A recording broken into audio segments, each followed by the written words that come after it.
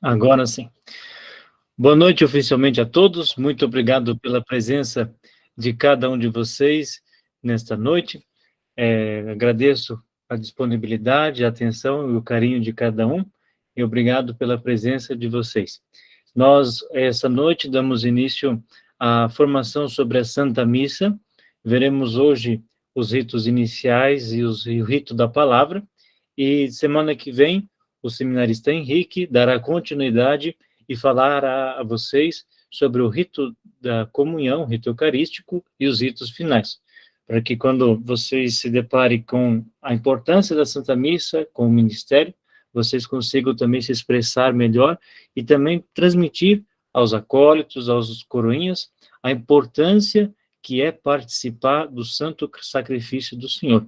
A Santa Missa, nós vamos ver que é o ato mais importante da nossa fé. Nela nós vamos encontrar tudo.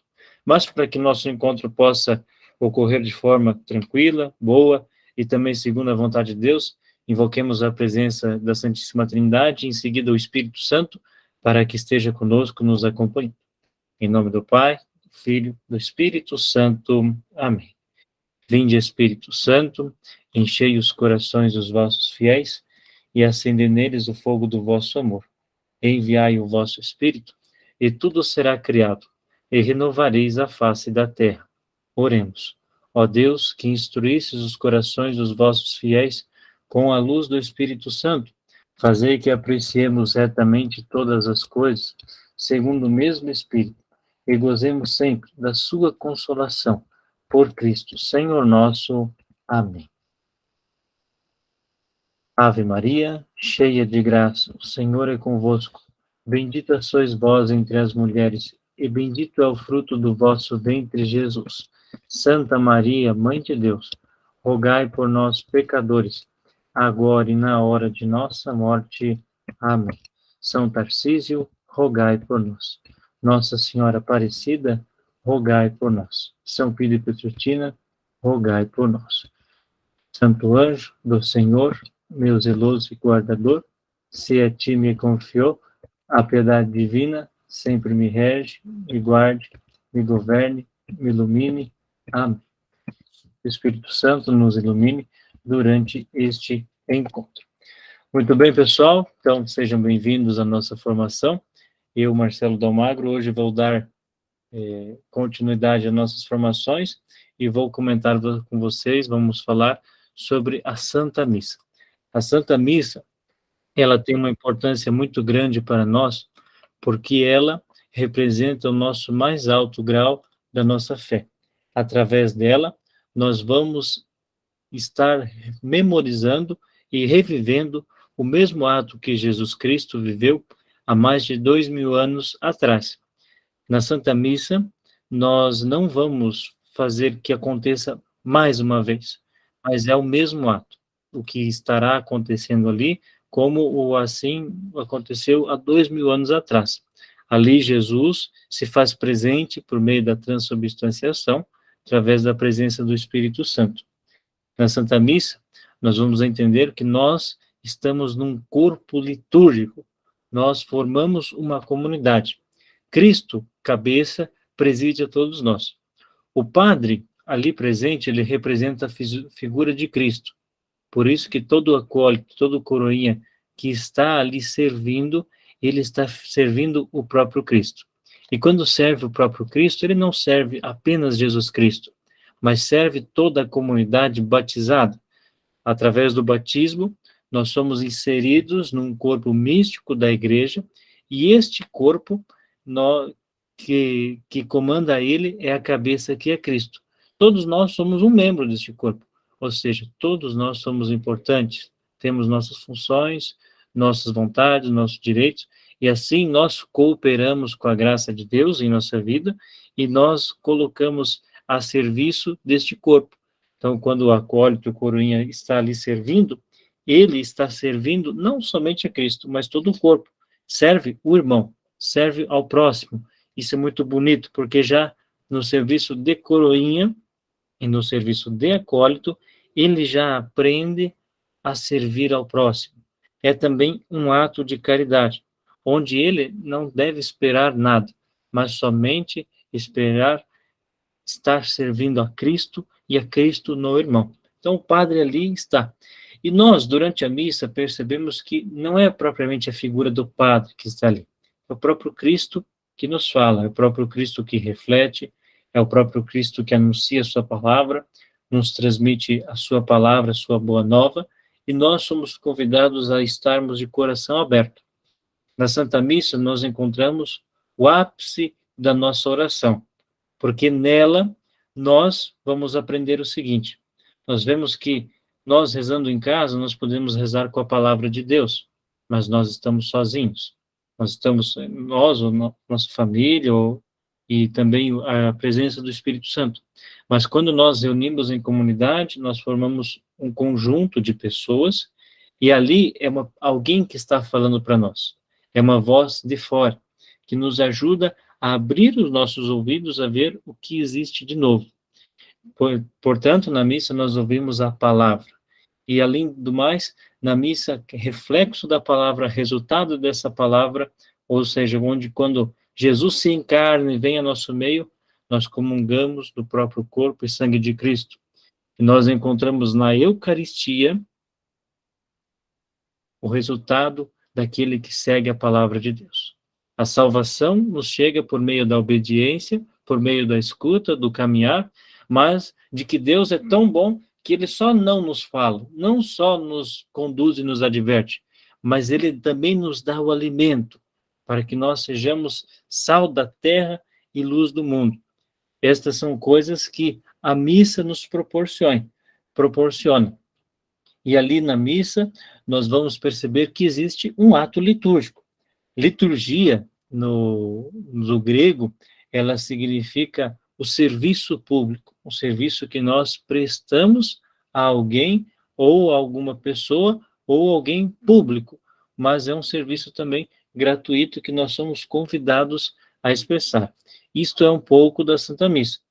Então quando alguém falar para vocês, nossa, eu vou participar da liturgia hoje. Olha, você vai estar fazendo um serviço público. Esta liturgia, ela foi começada por Deus desde Adão e Eva, com o ato de viver, nós já glorificamos a Deus. Mas quando nós nos reunimos em comunidade, num templo, nós o glorificamos de forma mais esplêndida, através da missa. Ali nós criamos ritos, criamos fórmulas para nos comunicar com Deus. É claro que nós não comunicamos diretamente a Deus. Existe uma ponte entre nós e Deus, que é o próprio Filho de Deus, Jesus Cristo. Então, a liturgia e os ritos, eles não têm outra finalidade senão nós glorificarmos a Deus e Deus nos santificar. E assim nós fazermos um caminho de santidade com Deus. Este é um grande mistério que nós celebramos na nossa fé. Então, todas as vezes que nós nos reunirmos para fazer uma celebração litúrgica, nós vamos também estar revivendo a vida de Jesus, para mostrar que Jesus se compadeceu de nossas dores, Ele olhou por nós, quis nos salvar. E aí, cada missa, nós vamos atualizar este mistério de morte e ressurreição de Jesus, até o momento em que nós fizermos esta passagem também de morte e o dia que Ele nos chamar para a glória e para a ressurreição. É claro, isso são grandes verdades de fé que nós temos que ir cultivando dentro dos nossos corações. E a liturgia, ela nos ajuda a criar isto dentro de nós. Ela nos ajuda a fazer isso com a constante repetição de ritos, para que a gente memorize, para que a gente tenha em mente tudo isso que Deus fez por nós. O povo do Antigo Testamento, eles não tinham tantos escritos, eles não tinham a Bíblia como nós temos. Então, eles tinham a tradição, uma coisa muito bonita, que era ensinar as histórias bíblicas, as histórias das pessoas sagradas, as pessoas exemplares, crentes e fiéis a Deus, de geração em geração, para mostrar que aquele que é fiel a Deus, este sempre persevera. Por mais que sofra mais, por mais que sua vida não seja tão fácil, este Deus sempre dá a sua força e, é claro, reserva algo bom, que é a glória dos céus, no último momento. Mas Deus nos surpreende quando Ele envia o próprio Jesus Cristo, ao mostrar que toda esta palavra se fez carne e habitou entre nós. Então, a liturgia, ao mesmo tempo que ela vai nos revelar muitas coisas, ela também vai ocultar um mistério, ou seja, também o mistério da nossa fé. Às vezes a nossa fé, ela oscila, ela tem altos e baixos, mas são coisas nossas próprias humanas. E Deus permite isso para Ele ver realmente se nós o queremos realmente, se nós realmente queremos seguir. Mas tudo isso em vista do seu Filho, para que a gente possa o seguir e ser fiel a Ele. A missa, o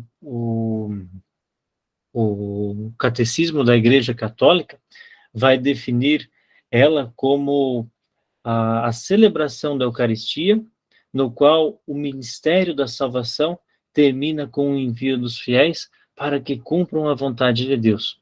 Ou seja, a missa, ela não só é entre quatro paredes, não é só no templo, mas ela é uma missão que Deus nos convida a fazer a cada dia. A missa, ela acontece também no nosso dia a dia, fazendo aquilo que Deus nos ensinou dentro do templo, dentro da igreja, com nossos fiéis, para que a gente faça também com os nossos irmãos. Na missa latina se dizia ide missa est, que significa ide a missão. Ide, a missão começou.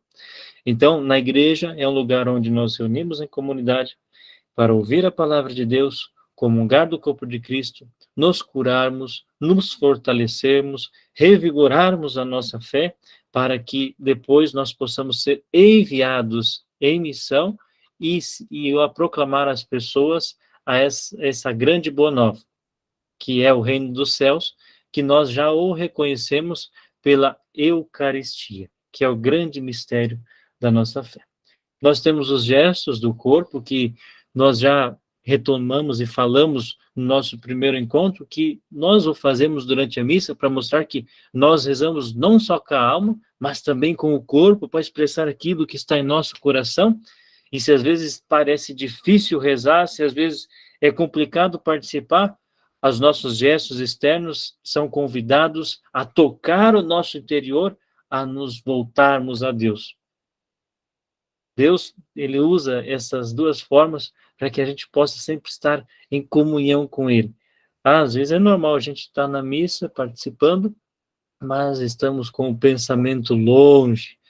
Estou pensando lá em casa o que eu vou ter que fazer, no serviço que eu vou fazer amanhã, ou aquela coisa que aconteceu hoje durante o dia, aí de repente todo mundo se levanta e você se levanta e você percebe, opa, vou voltar para a missa. Ou no momento da oração eucarística, que daí o padre começa a rezar o Pai Nosso, aí você levanta a mão também e percebe que você está ali.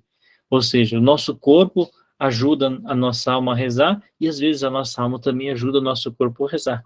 Devemos rezar de forma íntegra, no total. Então, a nossa celebração, ela também deve contar com o silêncio. Isso é muito importante, como nós já falamos antes. A missa, que nós conhecemos atualmente, ela é muito antiga, desde os primeiros cristãos. Santo Agostinho, numa de suas apologias, dizia que os cristãos da metade do século II já ofereciam essa espécie de sacrifício. Eles se reuniam no dia do sol para ouvir a palavra dos apóstolos, para partilhar o pão, para levar comida e também o pão aos doentes, para ajudar os pobres, ou seja, coisas que nós já fazemos no nosso dia a dia, mas que às vezes nós fomos colocando tudo de caixinha e deixando, às vezes, um pouco engessado. Nós somos convidados, irmãos, a colocar a missa viva em nossa realidade. Por exemplo, quando nós iniciamos a missa com o sinal da cruz, a traçar sobre o nosso.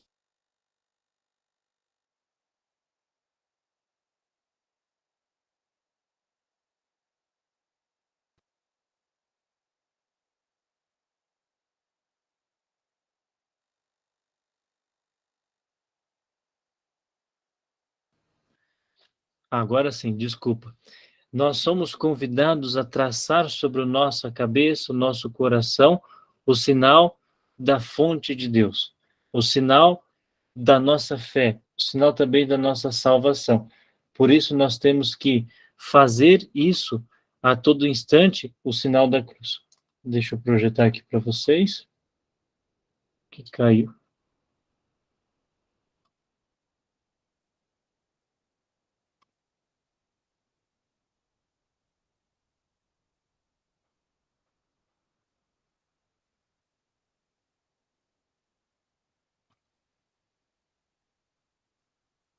Conseguem ver? Apareceu? Sim. Eu só não estou conseguindo abrir, mas vocês enxergam bem a parte da estrutura da missa? Sim. Ótimo. Qualquer coisa, pode escrever no chat aqui que eu já olho. Muito bem, então, a nossa missa, ela é formada por 4 momentos. Primeiro momento, ritos iniciais. Segundo momento, liturgia da palavra. Segundo momento, terceiro momento, liturgia eucarística. E quarto momento, ritos finais. Vejam, os 2 ritos do meio, que são a liturgia da palavra e a liturgia eucarística, as duas se equiparam. Tipo, as duas são importantes.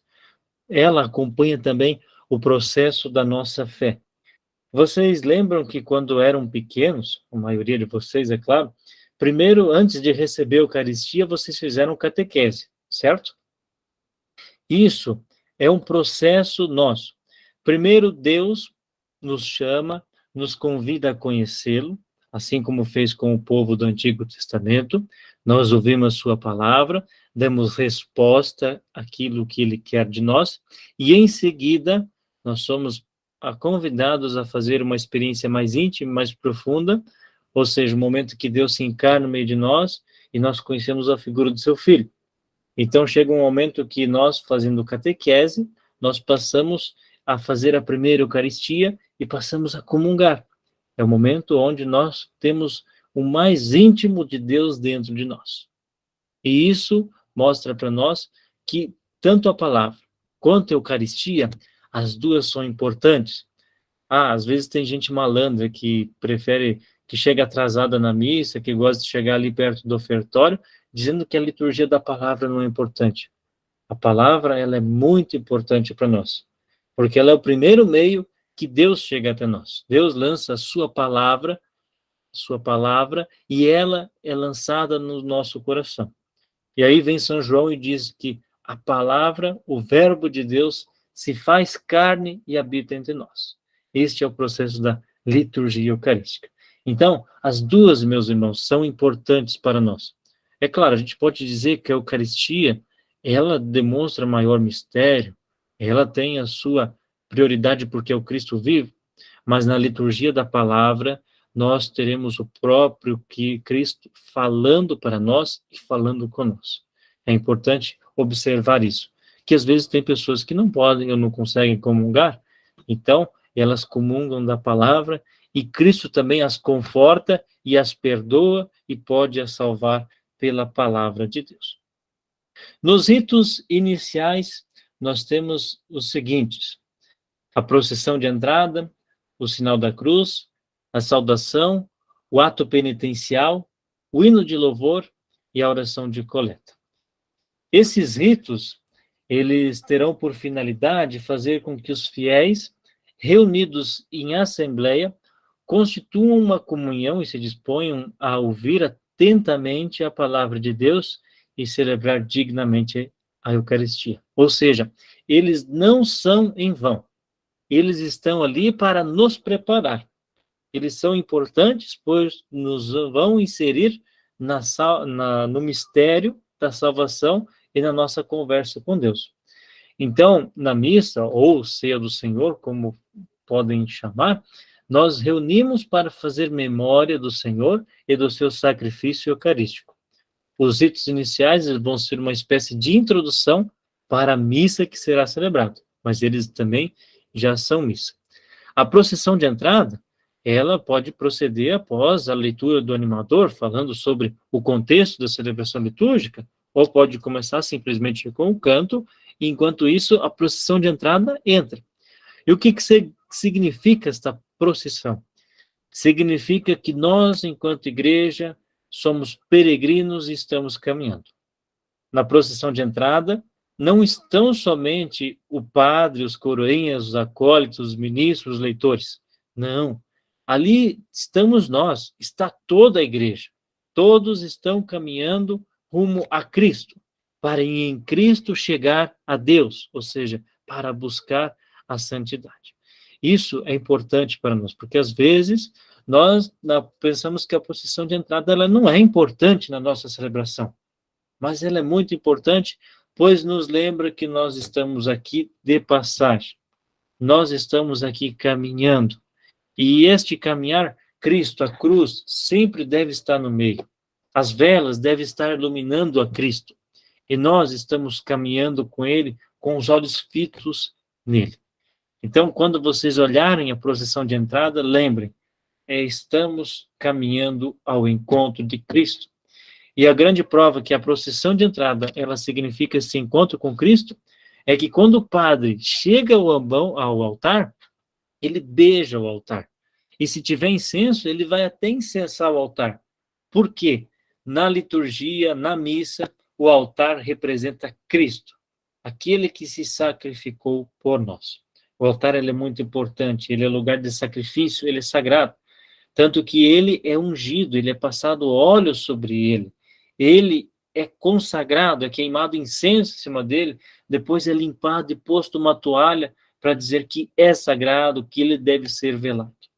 Então, o altar, ele é muito importante. A resposta disso e a prova disso é que quando nós passamos pelo altar, nós fazemos reverência para o altar. Se estiver o padre e o altar, você tem que fazer reverência para o altar.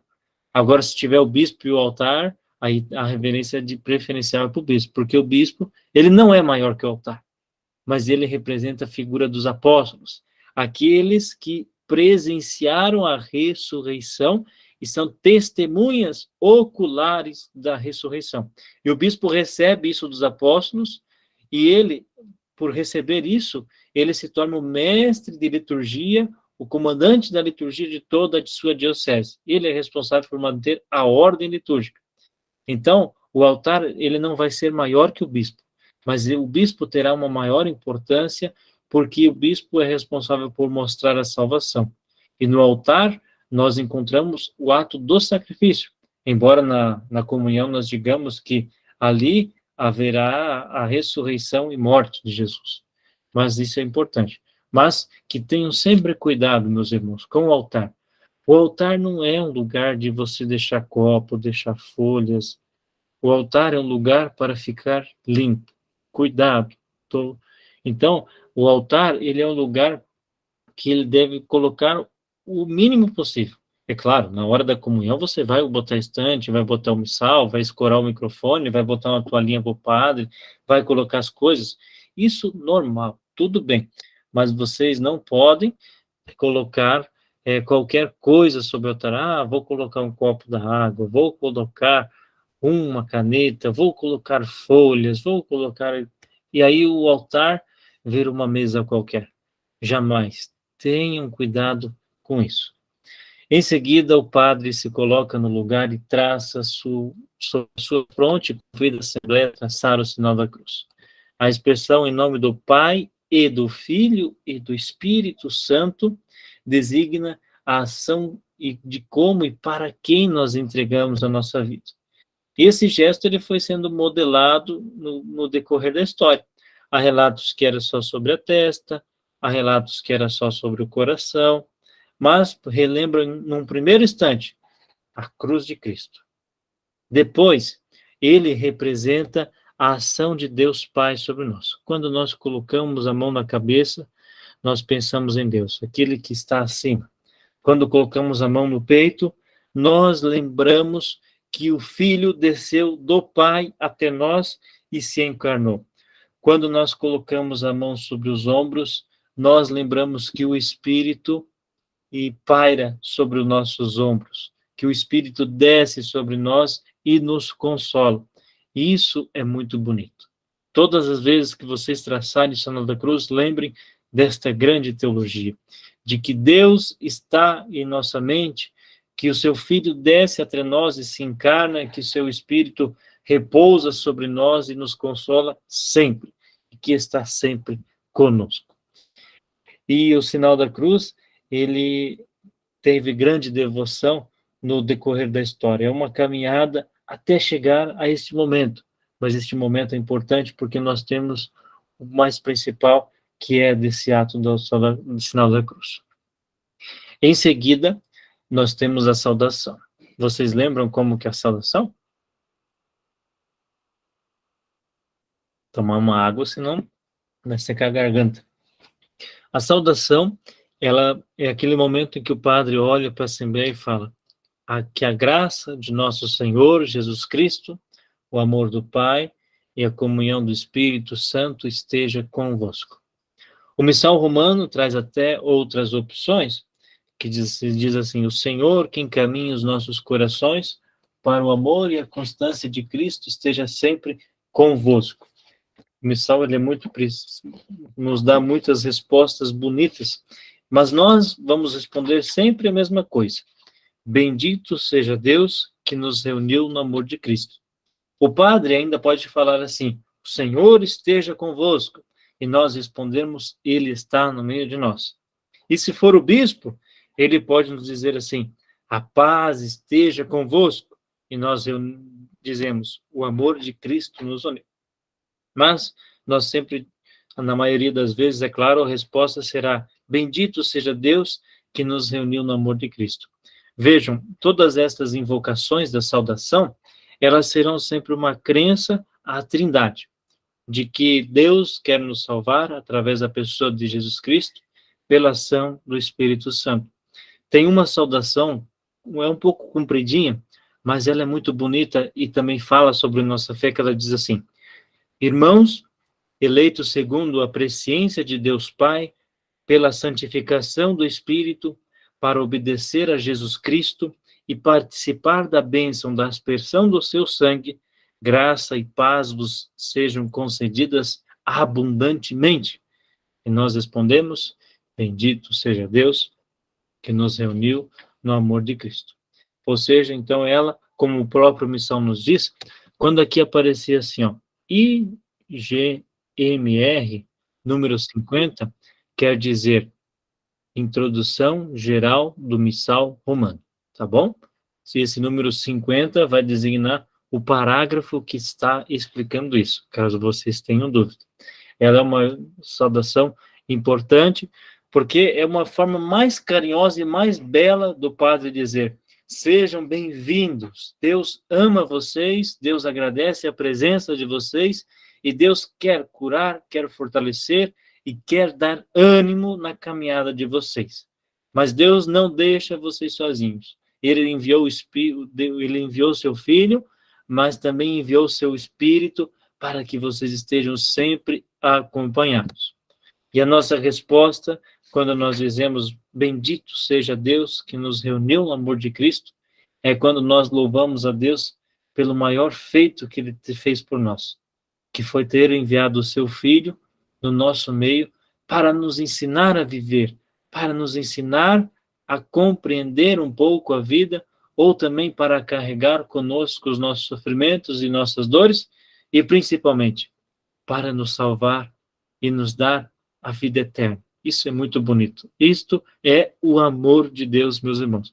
Então, todas as vezes que vocês dizerem bendito seja Deus que nos reuniu no amor de Cristo, lembre-se deste grande mistério que Deus faz por cada um de nós. Em seguida, é momento de nós olharmos para o nosso interior e ver que somos pecadores. É chegado o momento do ato penitencial, quando nós pedimos perdão a Deus pela nossa falta de fé, pelas nossas atitudes incoerentes, pelas nossas desordens, por aquilo que nós somos e às vezes não deveria ser. Mas é um momento muito belo porque nós reconhecemos necessitados da misericórdia de Deus. É o momento de olhar para o meu pecado e falar: Senhor, eu pequei contra vós, perdão, mas me ajuda-me a levantar porque quero ser vosso filho, porque quero estar na vossa comunhão. O pecado, quando nós o fazemos, nós não ferimos só a nós mesmos. Eu costumo dizer que o pecado ele é 3D. Ele fere a Deus, fere ao nosso próximo, à natureza, e também a nós mesmos. Então, todas as vezes que nós pecamos, o certo era pedir perdão a todas essas pessoas, a natureza e também a Deus.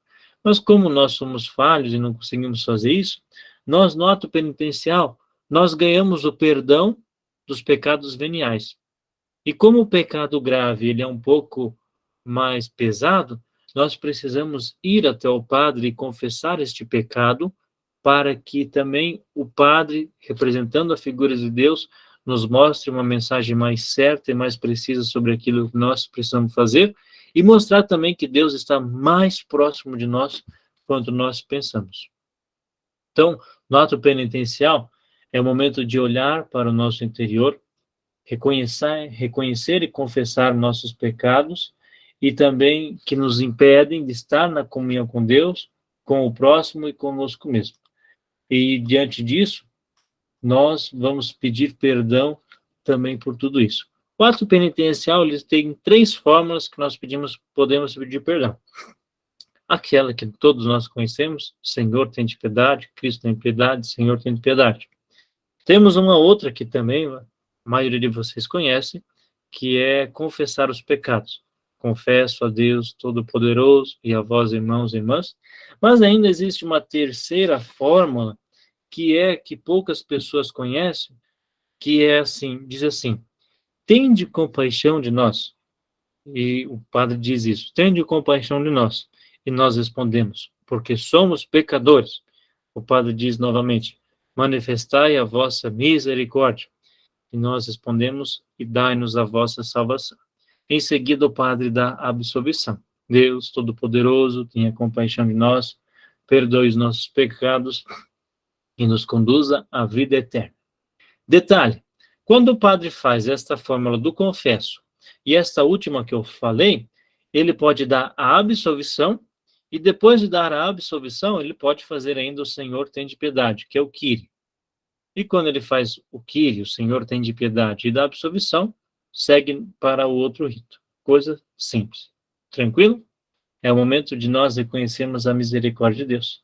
E depois que nós reconhecemos a misericórdia de Deus, é o momento de nós glorificarmos a Deus pelo seu perdão, pelo dom da nossa vida, e principalmente por Ele ter nos dado Jesus Cristo.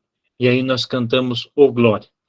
O Glória, ele é um canto usado para dias e festas, ou seja, todos os domingos, com exceção dos domingos do Advento e da Quaresma, e nele nós vamos manifestar uma alegria imensa. O Glória, ele é uma canção muito antiga, que ele foi cantado provavelmente no dia que Jesus Cristo nasceu pelos anjos, como foi narrado por São Lucas, e também nós encontramos ele presente em outras liturgias. Houve um momento na igreja que nós só cantávamos o Glória no Natal. Por quê? Porque ele foi cantado no dia que Jesus Cristo nasceu. Mas a igreja, entendendo que sendo Glória uma coisa muito importante, e que nós revivemos todo o mistério de Jesus Cristo em toda a missa, mas nas missas de domingo nós o vivemos mais intensamente, por que não cantar o Glória? Então, canta-se o Glória na maioria das missas para mostrar esta confiança em Deus e esse belo a obra que ele fez. Detalhe: o Glória, ele glorifica a Cristo. Cristo está em primeiro lugar no Glória. O Glória, ele realmente, ele expressa, ele é um hino cristológico, não é um hino trinitário. Porque às vezes nós achamos que cantando aquele Glória, glória, glória ao Pai, o Criador, ao Filho, o Redentor e ao Espírito, glória. Esse Glória, infelizmente, não é litúrgico. O Glória litúrgico é o mesmo que está escrito no Missal. No Missal ele traz fórmulas que nós temos que seguir. E a fórmula é o Glória que nós rezamos quando nós rezamos o Glória rezado, que diz: Glória a Deus nas alturas e paz na terra aos homens por Ele amado.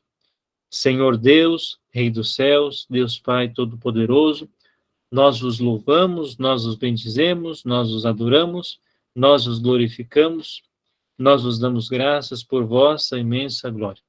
Senhor Jesus Cristo, Filho unigênito, Senhor Deus, Cordeiro de Deus, Filho de Deus Pai, vós que tirais o pecado do mundo, tende piedade de nós. Vós que tirais o pecado do mundo, acolhei a nossa súplica. Vós que estais à direita do Pai, tende piedade de nós.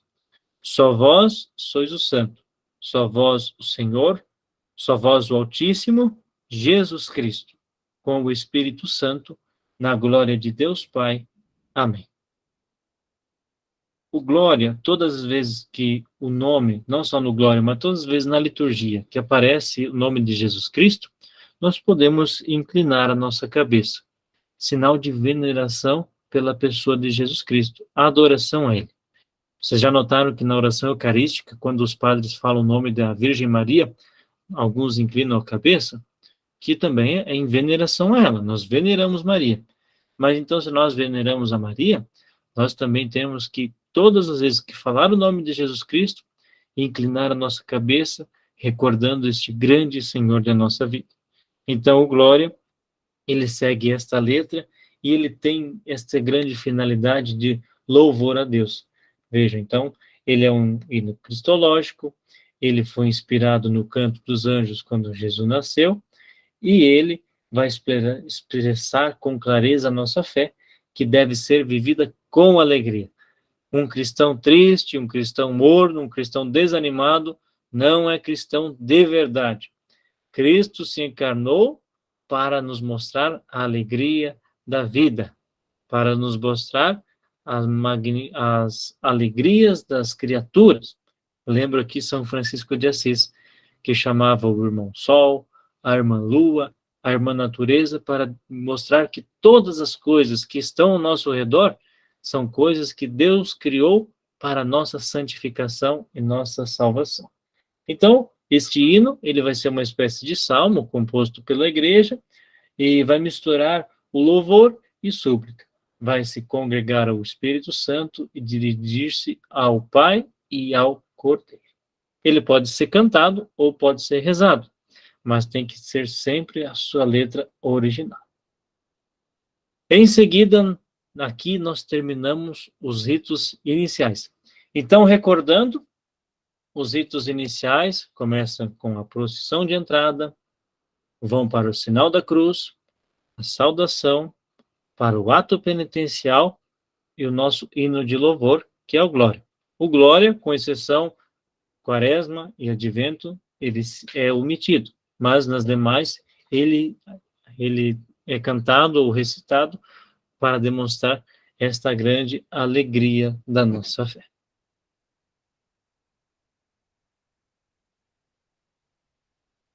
Agora, nós passamos ainda para o momento também ainda desses ritos iniciais, que é a oração da coleta.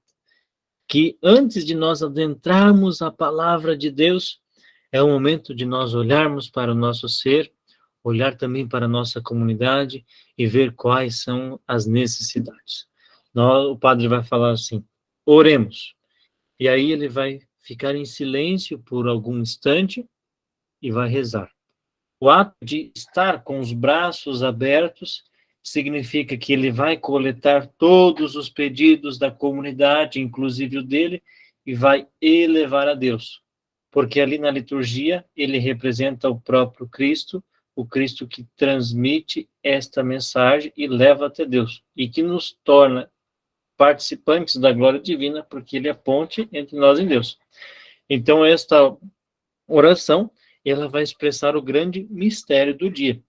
Eu trago aqui um exemplo para vocês de uma fórmula. Vou pegar do sábado de Aleluia. A gente está perto da ressurreição, perto da Páscoa, e esses oremos, eles são muito bonitos. E eles vão nos dar um momento de nós compreendermos o que aquela liturgia quer mostrar para nós.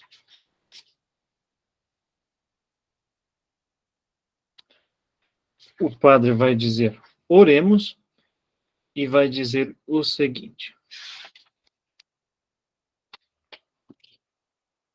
Deus, eterno e todo-poderoso, única esperança do mundo, anunciastes pelas vozes dos profetas os mistérios que hoje se realizam. Aumentai o fervor do vosso povo, pois nenhum de vossos filhos conseguirá progredir na virtude sem auxílio da vossa graça. Por Cristo nosso Senhor. Amém. Agora eu pego um oremos propriamente da Páscoa, para vocês verem. O padre dirá, oremos, nós faremos um instante de silêncio, e aí ele dirá, ó Deus, por vosso Filho unigênito, vencedor da morte, abristes hoje para nós as portas da eternidade. Concedei que, celebrando a ressurreição, Páscoa, do Senhor, renovados pelo vosso Espírito, ressuscitemos na luz da vida nova. Por nosso Senhor Jesus Cristo, vosso Filho, na unidade do Espírito Santo. Amém. Vejam, estes oremos sempre nos darão um tom do que a liturgia quer nos guiar. O tom daquela liturgia, para onde ela quer nos levar. E às vezes o padre fala oremos e aí a gente voa, né? E aí o padre fala oração e nós nem prestamos atenção no que ele disse. Mas é importante prestar esta atenção, porque ali naquele momento ele vai fazer uma oração por toda a igreja. E o nosso pedido vai estar ali. Esse é o momento que nós rezamos um pelos outros e colocamos os nossos pedidos. Nós colocamos um real motivo por que estamos ali. Em seguida, então, este oremos, ele vai tratar de uma oração dirigida ao Pai, que faz menção à festa do dia, e ela vai encerrar os ritos iniciais. Ela vai ser a oração que vai delimitar os ritos iniciais da liturgia da palavra. Vai ser o nosso primeiro convite à interiorização, onde nós vamos abrir o coração para dizer a Deus sobre as nossas necessidades. A nossa resposta também significa uma resposta de fé. Coleta vem do latim colligere, que quer dizer coletar, recolher, reunir. Em um só Espírito, todas as nossas preces são elevadas ao Pai. Então, a oração da coleta, os fiéis tomam consciência de que se encontram na presença de Deus e podem formular interiormente as suas intenções. Estes são os ritos iniciais. Procissão de entrada, sinal da cruz, ato penitencial, glória e oração da coleta. Certo? Tranquilo? Vamos em frente.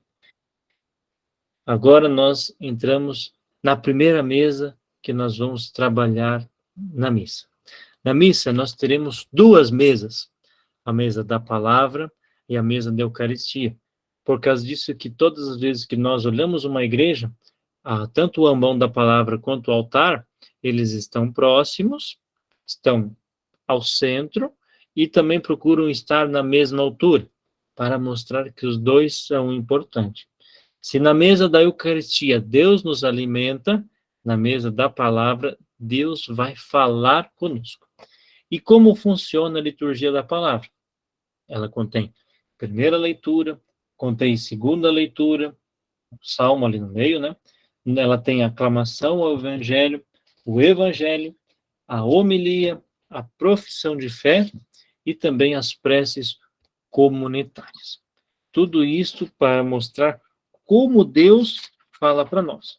E para falar sobre isso, nada melhor do que falar diretamente do lecionário. O lecionário, esse aqui está um pouco acabadinho, mas o importante é o conteúdo dele. Ele vai falar justamente na sua introdução o sentido da celebração da liturgia na Santa Missa. O Evangelho, ele vai constituir o ponto mais alto da liturgia durante a missa. Mas as outras leituras vão ajudar a endosar o Evangelho e a colocar em prática. O Evangelho, ele é importante para nós. E antes das leituras, sempre é importante um silêncio ou uma introdução para que a gente possa ser introduzido a este mistério de salvação. O Evangelho, ele é tão importante que existe um livro chamado Evangeliário. Vocês já viram ele? Bem provável, né? O evangeliário, eu descobri que não precisa ser necessariamente um diácono ou um padre que ele deve vir. Pode ser um leitor ou uma pessoa responsável. No caso, um acólito na procissão de entrada.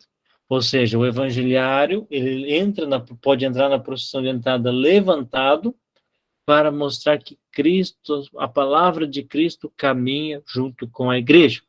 E quando chegado ao altar, ao presbitério, é posto ao meio do altar, e depois do altar ele é levado em procissão para o ambão da palavra, para mostrar que a palavra ela é viva e caminha conosco, ela está em nosso meio.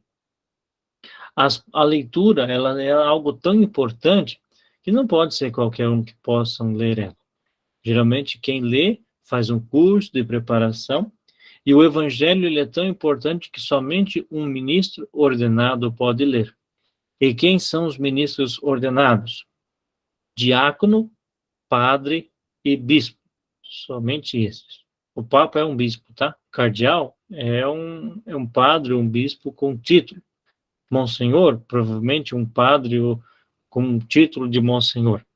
Mas nós vamos ver que o evangelho é o centro, porque a vida de Cristo em nosso meio é o centro de toda a nossa vida e o maior mistério da nossa fé. Então, o evangelho ele vai ser o principal.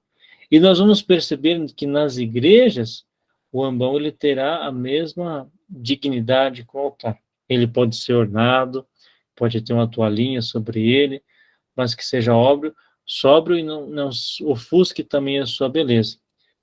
A palavra, quando ela for proclamada, ela será o próprio Jesus quem está nos falando. Por isso, ela deve ser evitada qualquer pressa ao ler a palavra de Deus, ao se dirigir a ela. Porque Deus não nos fala com pressa, não nos fala com barulho, mas com certeza nos fala com prova.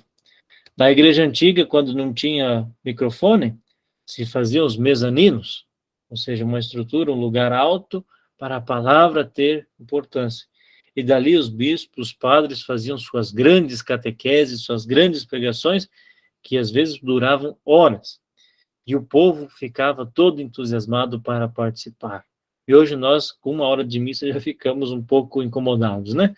Mas naquela época eram outros costumes. Hoje nossa sociedade está diferente, mas também Deus continua a falar conosco. Mas o que eu quero dizer para vocês é que a palavra, ela é importante.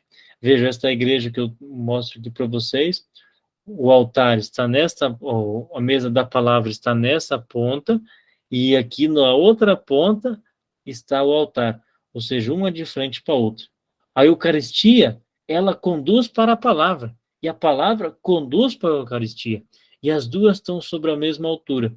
E no meio de tudo isso, estamos nós enquanto Assembleia, nós que participamos e ouvimos esta palavra de Deus. Muito bonito todas essas explicações, mas que eu quero também mostrar aqui a vocês que o ambão, ele deve ser bonito, ele deve ter uma aparência não pequenininha, frágil, mas algo que você possa entrar nele, você possa proclamar a palavra, você possa falar sobre Cristo nele. Então a palavra ambão, ela tem uma origem grega e significa elevação. E desde o século IV, os cristãos tinham já costume de fazer uma plataforma elevada para que durante a missa eles lessem ou cantassem algo das epístolas ou também do evangelho. Ambão significa isso. E aí alguns historiadores até acreditam que o ambão pode ser uma referência a Jesus quando subiu a montanha e falou para as pessoas. Nos deu a quarta magna chamada as bem-aventuranças. Quando ele olha para toda aquela multidão e pensa que eles são como ovelhas sem pastores. A partir daquele momento, passa a ensiná-los. Então, quando vocês veem um leitor ou até o próprio padre se dirigindo ao ambão, lembre-se disso. Cristo olhando para você e procurando falar uma palavra para a sua vida. Uma palavra para todo o seu ser.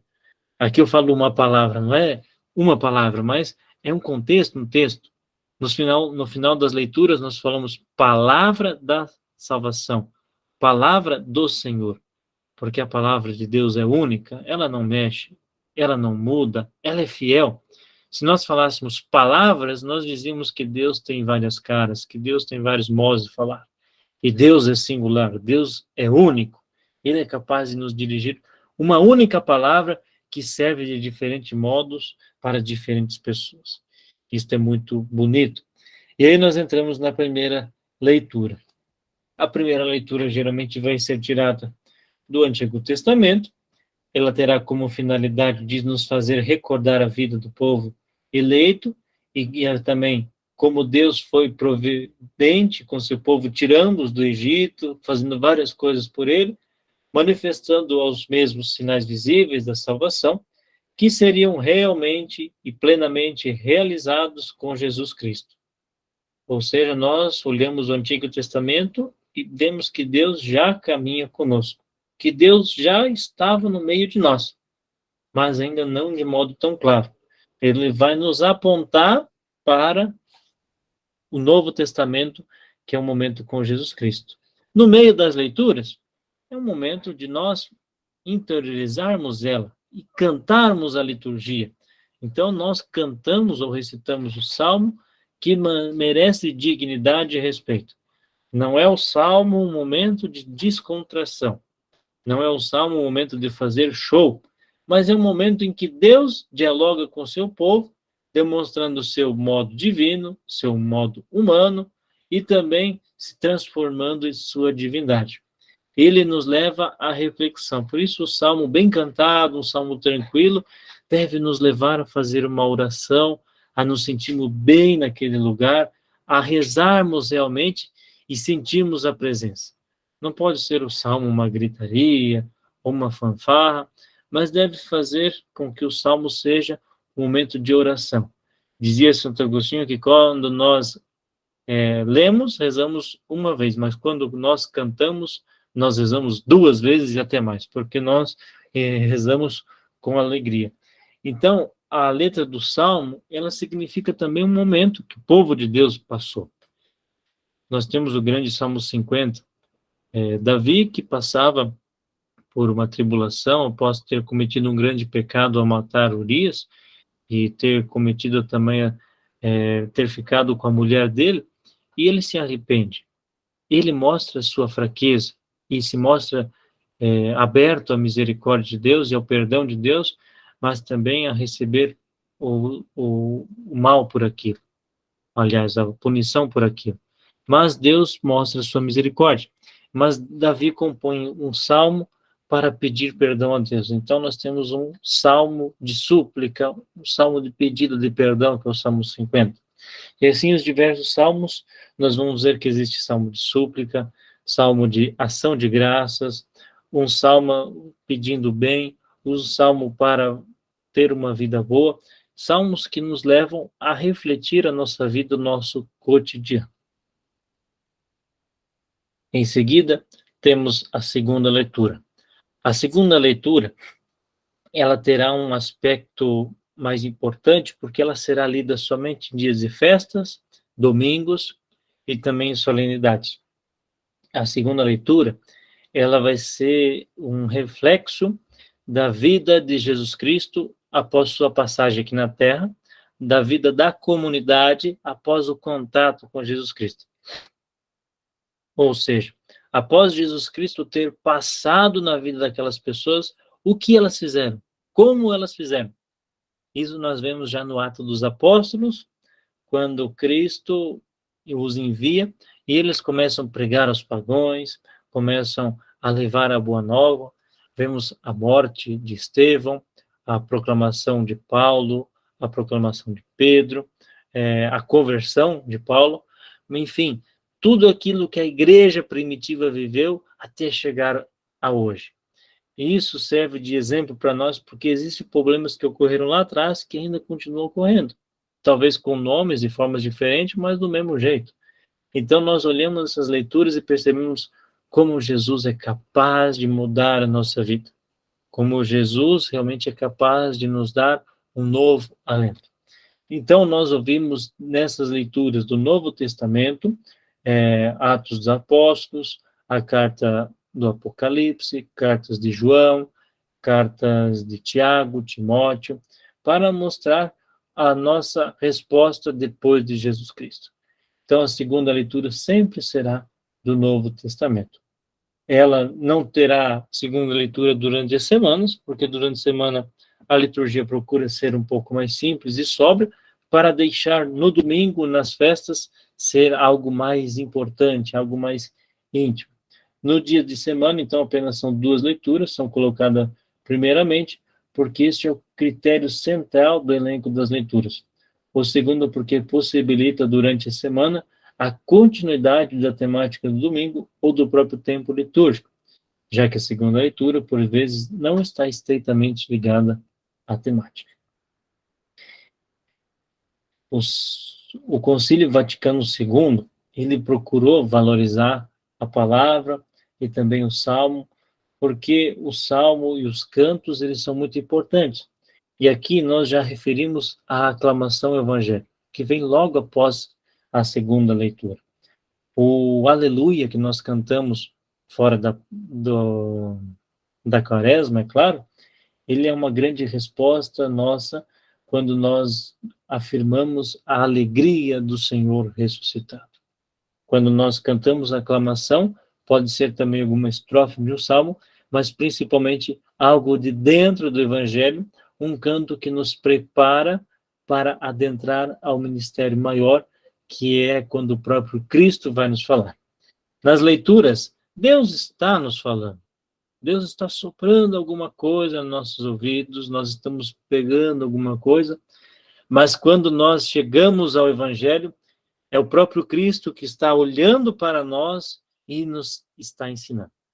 Está olhando no nosso olho, está chamando pelo nosso nome e falando tais coisas. Ele conhece a nossa vida e ele está falando tudo isso. Então, no Evangelho, é o momento em que Cristo realmente está falando e está conversando contigo. Às vezes no Evangelho aparece um personagem que não tem nome. Poxa, é você? Pode ser você que está ali? Será que você não está passando por essa situação? Ou você nunca passou por essa situação? Poxa, Jesus conhece muito bem tua vida. Jesus com certeza está falando contigo. Só que, às vezes, é difícil compreender isso. Por isso, depois eu vou falar para vocês o que significa homilia. Homilia vai vir de encontro a isso. Mas a aclamação do Evangelho para mostrar, opa, tem uma boa nova, uma grande coisa vindo aí, que é o Evangelho, que é Cristo que vai falar com vocês. Então, esta aclamação é o momento em que nós nos levantamos e olhamos. E aí, de acordo com o tempo litúrgico, nós vamos respeitar o aleluia, o aleluia, mas também vamos aclamar igualmente. O aleluia ou outras exclamações antes do evangelho, elas devem ser cantadas estando de pé, de modo que o povo cante unanimemente, e não somente o cantor. É bonito quando toda a comunidade canta, mostrar que é sinal de comunhão tudo isso. Então nós chegamos ao evangelho. O Evangelho é o próprio Cristo que caminha no nosso meio e nos fala. O canto de aclamação, como eu já falei para vocês, o Evangelho ele vai constituir o ponto alto da liturgia da palavra. É o Evangelho, a boa notícia do Pai. O livro dos Evangelhos, também como eu já mencionei, ele vai ser sinal da presença do Cristo vivo, aquele que nos ensina as riquezas do Pai. Os autores sagrados, porém, escreveram os 4 evangelhos, escolhendo algumas coisas. Nem tudo que Jesus fez está contido nos evangelhos, mas o que está contido nos evangelhos é para a nossa salvação, e com certeza só isso já nos bastaria. Este evangelho mostrará a presença de Jesus por meio da sua palavra. Se no pão e vinho nós somos consagrados de corpo e alma, no evangelho nós somos congregados nessa sua palavra. Então, na hora do evangelho, nós todos nos levantamos e olhamos para o ambão da palavra, como se Cristo realmente, ou seja, para conversar realmente com Cristo. O diácono pode pedir a bênção, se for o bispo ou um padre. O padre, se for o bispo que estiver presidindo, pede a bênção. Mas se estiver só o padre, só o diácono, só o bispo, ele se prostra diante do altar e faz a seguinte palavra, seguinte fórmula de oração: que o Senhor esteja em minha mente, em meus lábios, e em meu coração, para que eu proclame dignamente este santo evangelho.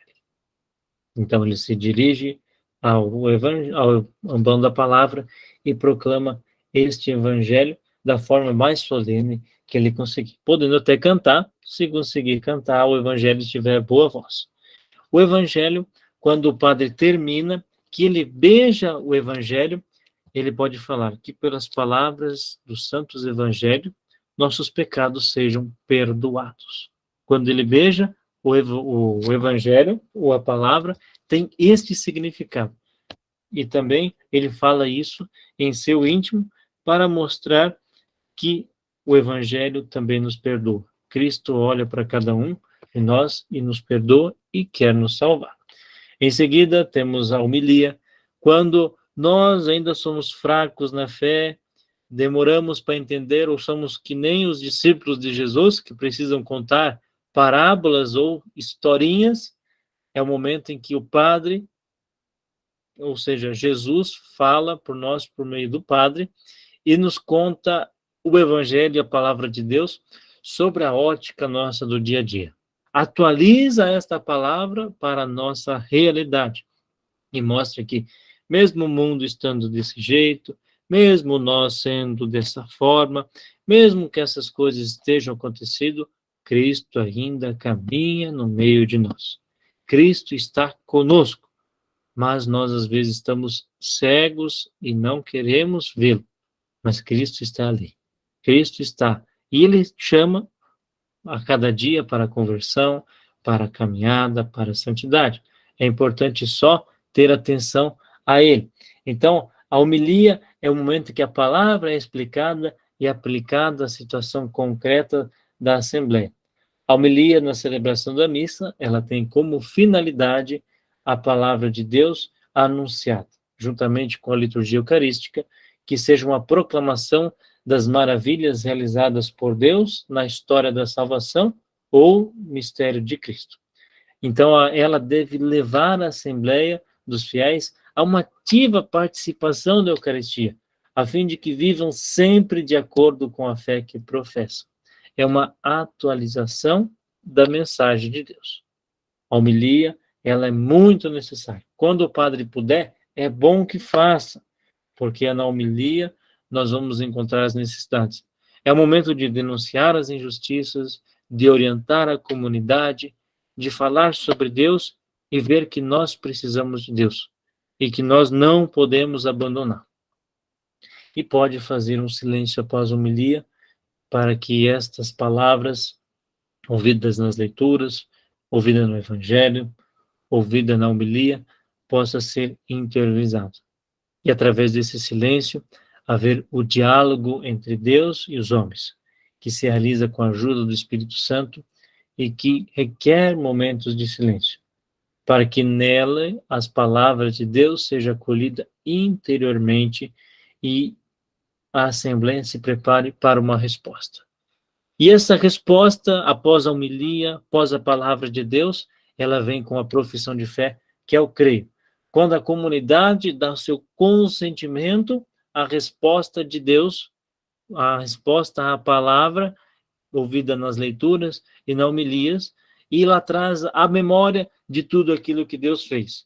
Então, ela professa a sua fé, dizendo: creio em Deus Pai Todo-Poderoso, Criador do céu e da terra, e em Senhor Jesus Cristo, seu único Filho, nosso Senhor, e fala sobre a ressurreição, morte de Jesus, sobre a vida eterna, sobre a nossa crença na comunhão dos santos, sobre a nossa crença na remissão dos pecados, na ressurreição da carne e tudo isso que nós professamos. É na palavra que nós encontramos todas estas fontes, que nós, professando esta fé no momento do creio, depois nós o confirmamos na Eucaristia quando nós experimentamos Deus. É muito bonita a nossa liturgia, muito profunda. E a nossa resposta, ela não termina só no crer, não para no crer. Nós, quando ouvimos a palavra de Deus, nós percebemos que nós somos fracos e que nós precisamos nos converter, que nós precisamos rezar um pelos outros, que nós precisamos levantar a cabeça e olhar o nosso irmão, que nós precisamos olhar a nossa sociedade. Então chega o momento das preces, que é o momento de nós fazermos a nossa oração universal. Não uma oração somente a partir do nosso coração, mas uma oração iluminada pela palavra de Deus, para que nós, rezando através da palavra de Deus, pedimos a Deus aquilo que nós realmente necessitamos para o bem da comunidade, para a nossa santificação e para a glória de Deus. Por isso, nós vamos rezar pela Igreja Universal, pelo Papa, pelo clero, pelos bispos, padres, pelas consagradas, pela nossa comunidade local, pela salvação do mundo, pelos que se encontram em necessidades, pelos doentes, pelos enfermos e principalmente por aquilo que está acontecendo no nosso meio. Eu costumo orientar as equipes de liturgia a sempre fazerem preces da comunidade, não somente chegar ali e fazer ler aquelas que estão no folheto. As preces, quando são proferidas, elas são proferidas do ambão da palavra, porque dali é a comunidade que está falando com Deus, é a comunidade que está dando uma resposta a mais a Deus como pedido. Então é o momento de você fazer a sua prece e de colocar Deus à sua frente, de você fazer esse pedido como um verdadeiro filho, como aquele atento que escuta o Pai e que sabe que o Pai vai atender. Então, iluminado pela palavra de Deus, você faz esta grande profissão que, além do creio, é o momento das preces, onde nós vamos responder pelas nossas necessidades. E essas intenções sempre do ambão, que é o lugar onde Deus fala. E Deus fala também por meio dos nossos pedidos e por meio das nossas necessidades. Na oração da comunidade, na oração universal, nas preces, o povo apresenta a preces a Deus pela salvação de todos. São proferidas do ambão por fazerem parte da liturgia. Então, a palavra de Deus, ela é querigmática. Ela proclama a salvação operada por Deus, por Jesus Cristo e anunciada aos homens. Essa proclamação, ela tem um ensinamento que nós encontramos na catequese, que é o momento de aprofundar. A catequese busca explicar essa boa nova, de demonstrar as consequências da vida prática. Por fim, a palavra tem uma função mistagógica, de iniciação ou de mistério, sobretudo na finalidade da homilia, de explicar esse mistério. O mistério da palavra de Deus é celebrado de uma forma viva e existencial. É um diálogo entre pessoas. A palavra ecoa no ar, é proclamada com a voz clara e inteligível, para que toda a Assembleia possa acolhê-la com todo o seu frescor. Então a palavra, ela é cortante e penetrante como uma espada de 2 gumes. Quando levada a sério, quando bem proclamada, ela pode se tornar. Então vejam, meus irmãos, não é porque o acólito, o coroinha, não tem função durante a liturgia da palavra, em algum momento, que nós temos que deixar com que eles fiquem desatentos ou não prestem atenção. É importante que a gente cobre deles o que eles ouviram da palavra de Deus, o que chamou a atenção deles, e também, sinal e reflexo da palavra de Deus, é a catequese que eles estão fazendo.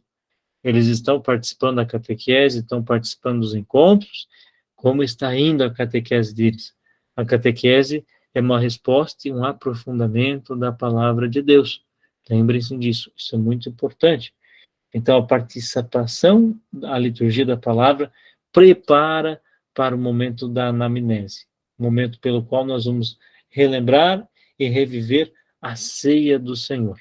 Então, da proclamação da palavra, a ação de graças, nós vamos passar para a Eucaristia, que quer dizer o momento que nós reconhecemos Jesus por meio da palavra, mas olhando a sua Eucaristia. Então, a missa ela terá essas 2 propostas, a liturgia da palavra, com a proposta de Deus, e a liturgia eucarística, com o selo da aliança entre nós e Deus, com o sangue de Jesus Cristo. E é isso que eu falo para vocês, que é a grande visão unitária da missa, as 2 mesas, a mesa da palavra e a mesa da Eucaristia. Ambas nos mostram como Deus é zeloso por cada um de nós, como Deus nos ama e nos dá muitos meios para seguir até Ele e para caminharmos junto dele. Isso é muito importante. Amém? Tá bom, né? Bastante coisa para absorver, para anotar. Amém. A garganta tá seca aqui. Pessoal, mesmo esquema de semana passada, vou fazer a oração de encerramento. Quem quiser perguntar algo, vou permanecer, mas após a oração, quem quiser sair, fica à vontade. Nós vamos fazer o sinal da cruz, e também eu vou finalizar a gravação, e vocês podem ficar à vontade. As respostas, procurem ser breves, para que a gente possa dar atenção a mais pessoas. Agradeço a participação de vocês. Só quero dizer que semana que vem nós teremos ainda formação com o Henrique, e na outra, no dia 3 de abril, nós teremos a última formação online, e nós teremos a presença de Dom Donizete. Então, no dia 3, Dom Donizete passará por aqui, dar-nos uma palavra e falar sobre a importância dessa formação que estamos tendo. Santo anjo do Senhor, meu zeloso e guardador, se a ti me confiou, a piedade divina sempre me rege, me guarde, me governe, me ilumine. Amém. E que o Deus Todo-Poderoso nos conceda uma noite tranquila e no fim da vida uma morte santa. Ele que é Pai, Filho, Espírito Santo. Amém. Fiquem com Deus, Deus abençoe cada um de vocês. Muito obrigado mais uma vez e tenham uma ótima semana.